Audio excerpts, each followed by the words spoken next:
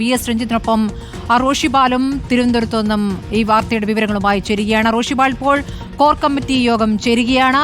നാളെയാകും സംസ്ഥാന അധ്യക്ഷൻ ആരെന്ന പ്രഖ്യാപനം. പക്ഷേ നമ്മൾക്ക് കൃത്യമായ വിവരം ലഭിച്ചു കഴിഞ്ഞിരിക്കുന്നു. രാജീവ് ചന്ദ്രശേഖർ എന്ന പേരിലേക്ക് പാർട്ടി നേതൃത്വം എത്തിയിരിക്കുന്നു. അത് ഉറപ്പിക്കുകയാണ്. എന്താണ് ഇപ്പോൾ നമുക്ക് കോർ കമ്മിറ്റി യോഗ സ്ഥലത്തു നിന്നും നൽകാവുന്ന വിവരങ്ങൾ, റോഷിബാൽ?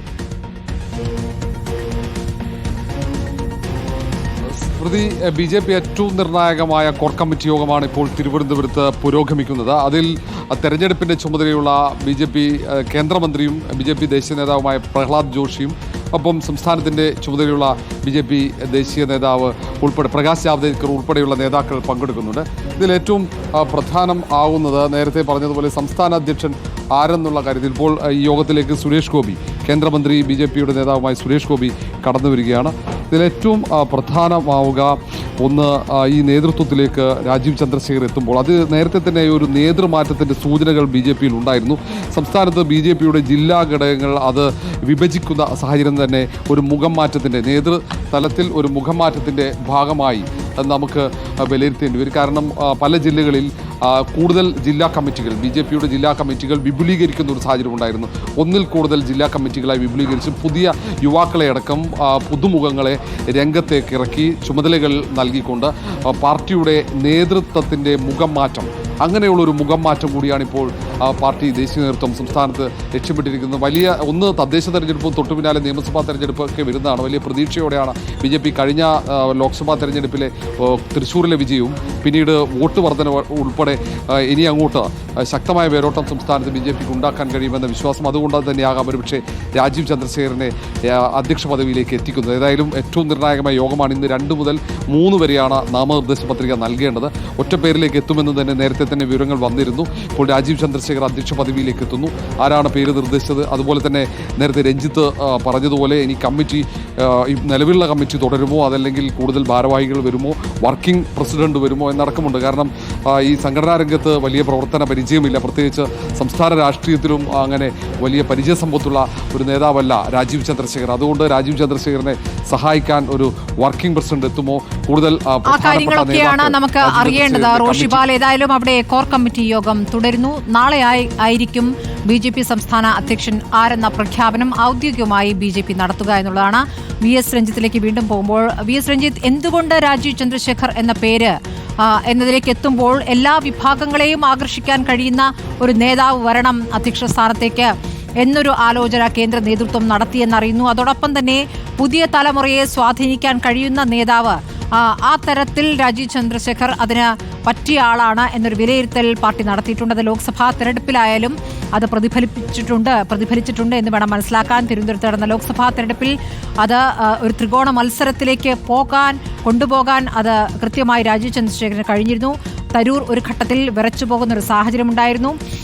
അതുകൊണ്ട് തന്നെ വലിയ രൂപത്തിൽ നേമത്ത് ഭൂരിപക്ഷം ഇരട്ടിയോളം എത്തിച്ചു. കഴക്കൂട്ടം, വട്ടിയൂർക്കാവ് എന്നിവിടങ്ങളിൽ വൻ ലീഡ് നേടാനും രാജീവ് ചന്ദ്രശേഖരന് സാധിച്ചിട്ടുണ്ട്. അപ്പോൾ യുവാക്കൾക്ക്, ടെക്കികൾക്ക് ഇടയിലൊക്കെ വലിയ സ്വീകാര്യനായ ഒരു നേതാവ്. അതുകൊണ്ട് ഇനി പുതുതലമുറയെ പിടിക്കാൻ രാജീവ് ചന്ദ്രശേഖർ വേണം. പുതുതലമുറയാണ് ഇനി അടുത്ത പ്രതീക്ഷ, അതിലാണ് ഇനി ഊന്നേണ്ടത് എന്ന രൂപത്തിലേക്ക് ബി.ജെ.പി എത്തുന്നുണ്ട്. അപ്പോൾ അതിനു പറ്റിയ നേതാവ് എന്ന രൂപത്തിൽ കൂടിയല്ലേ രാജീവ് ചന്ദ്രശേഖർ എന്ന പേരിലേക്ക് എത്തുന്നത്?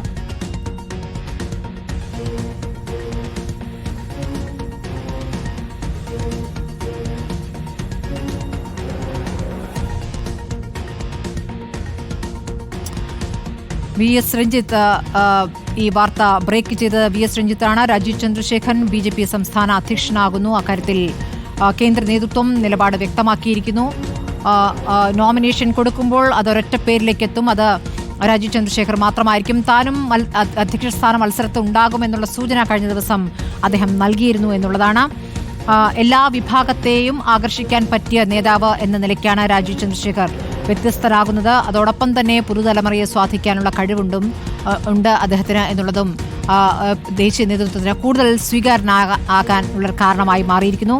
കേന്ദ്രമന്ത്രിയായിരുന്ന സമയത്ത് അദ്ദേഹത്തിൻ്റെ ചില പ്രവർത്തനങ്ങൾ, കേരളം പോലെ സാക്ഷരതയിൽ മുൻപന്തിയുള്ള ഒരു സംസ്ഥാനത്ത് രാജീവ് ചന്ദ്രശേഖരനെ പോലെ ഒരു നേതാവിനെ അധ്യക്ഷ സ്ഥാനത്ത് എത്തിക്കണം, അതുവഴി പാർട്ടിക്ക് കൂടുതൽ സ്വീകാര്യത ലഭിക്കണം എന്നുള്ളതാണ് ബി.ജെ.പിയുടെ ആലോചന. ആ നിലയ്ക്കാണ് കേന്ദ്ര നേതൃത്വം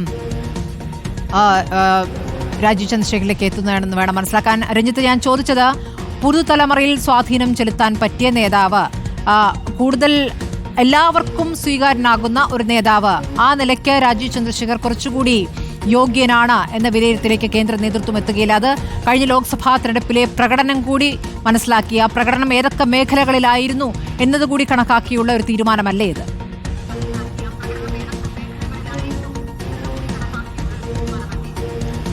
സ്മൃതി, തീർച്ചയായിട്ടും ഞാൻ നേരത്തെ സൂചിപ്പിച്ച പോലെ 3 പ്രധാനപ്പെട്ട സാധ്യതകൾ മുന്നോട്ട് വെച്ചിട്ടായിരിക്കാം രാജീവ് ചന്ദ്രശേഖർ എന്ന ഒറ്റ പേരിലേക്ക് എത്താനുള്ള പ്രധാനപ്പെട്ട കാരണം. അതിൽ ഏറ്റവും പ്രധാനപ്പെട്ടത് കേരളത്തിലെ ഗ്രൂപ്പിസത്തിനപ്പുറത്ത് ഒരു നേതാവിനെ കേരളത്തിൽ കൊണ്ടുവരിക, കേരളത്തിൽ താഴെത്തട്ടിലുള്ള പ്രവർത്തകരെ സംബന്ധിച്ച് ഒരു ആത്മവിശ്വാസം കൊടുക്കുക. സ്വാഭാവികമായിട്ടും ഇവിടുത്തെ ഗ്രൂപ്പിസത്തിലൊക്കെ കീഴ്ഘടകങ്ങളിലുള്ള അണികൾക്കും അതുപോലെ കീഴ്ഘടകങ്ങളിൽ പ്രവർത്തിക്കുന്ന നേതാക്കന്മാർക്കുമൊക്കെ അതൃപ്തി ഉണ്ടാവും. അതിനപ്പുറത്തേക്ക് ദേശീയ നേതൃത്വം കാര്യങ്ങളെ കൊണ്ടുപോകുന്നു എന്ന സൂചന കൊടുക്കുക, ഗ്രൂപ്പിസത്തിനപ്പുറത്തേക്ക് പാർട്ടിയെ നയിക്കുക എന്നുള്ളതാണ് പ്രധാനപ്പെട്ട ഒരു കാരണം. രണ്ടാമത്തത് നേരത്തെ സ്മൃതി സൂചിപ്പിച്ച പോലെ തന്നെ യുവതലമുറകൾക്കിടയിൽ ഒരു പുതിയ മുഖം അവതരിപ്പിക്കുക, പാർട്ടിയോട് ആഭിമുഖ്യം ഉണ്ടാകുന്ന, പാർട്ടിക്ക് പ്രതിച്ഛായ നൽകുന്ന ഒരു പുതിയ മുഖം അവതരിപ്പിക്കുക എന്നുള്ളതാണ്. മൂന്നാമത് സ്വാഭാവികമായിട്ടും അദ്ദേഹം ഒരു നായർ സമുദായ അംഗമാണ്. സാമുദായികമായിട്ടുള്ള BJPയുടെ സോഷ്യൽ എഞ്ചിനീയറിംഗിൽ ക്രിസ്ത്യൻ സമുദായത്തെ കൂടെ നിർത്താൻ വേണ്ടി ജോർജ് കുര്യനെ പോലെ ഒരു മന്ത്രി കേന്ദ്രത്തിലുണ്ട്. അതുപോലെ തന്നെ സുരേഷ് ഗോപിയുണ്ട്. ഇപ്പോൾ രാജീവ് ചന്ദ്രശേഖർ കൂടിയാവുമ്പോൾ സാമുദായികമായിട്ടുള്ള പരിഗണനയിൽ നായർ സമുദായത്തെ കൂടെ നിർത്താനുള്ള ഒരു ശ്രമം കൂടി നടക്കുന്നു. രാജീവ് ചന്ദ്രശേഖർ NSS ആസ്ഥാനത്തൊക്കെ പോയത് നമ്മൾ നേരത്തെ കണ്ടിട്ടുള്ളതാണ്. ഇപ്പോൾ വരുന്ന ഒരു പുതിയ വിവരം കൂടി എന്ന് പറയുന്നത് വർക്കിംഗ് പ്രസിഡന്റ് എന്ന് പറയുന്ന